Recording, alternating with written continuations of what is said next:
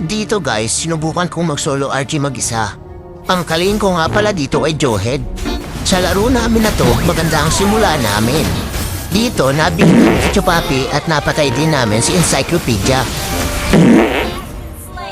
Dito, micro 1 lang ang laban namin ni Joehead. Bigla ba na may lubas na Encyclopedia sa ligid? Ayun, bingaw. At may TV pa, nagmamicrohan lang kami ng Joehead. Bigla ba na may lumabas na asong kulong sa gilid? Ayun, nabigyan tayo. Nabingaw tayo ng Roger. Dito, napalalang yung Encyclopedia tsaka si Chupapi. Ayun, bingaw. Dito guys, gigil na talaga ako sa Joehead. Diruin mo, ang ganda ng pagkabahagi siya sa akin. Na-shoot ako doon sa mga kasamahan niya. Ulit. 300 followers sa Facebook, may bigay tayo ng skin at diamond. Kaya pinutin ang follow, mag-like, at i-share mo na rin ang mga ganitong content ni Daily Grace.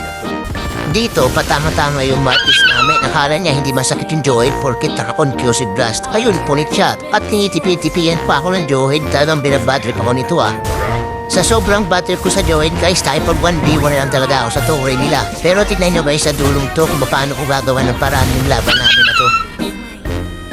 Dito mga kapuga, habang nagbabardagulan kami sa loob, bigla ba naman tumawag sa atin. Dito nakuha ng asong ulol yung Lord, tsaka payapan na rin natutulog si Martis.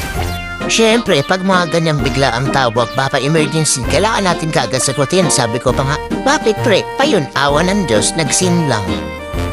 Dito guys, halos na wipe out yung mga kasama ko. Akong lang natitira. Panailakad na nga lang siya na Joehead Dito na papasok yung sinasabi ko guys na gagawin ko ng paraan. Defeat.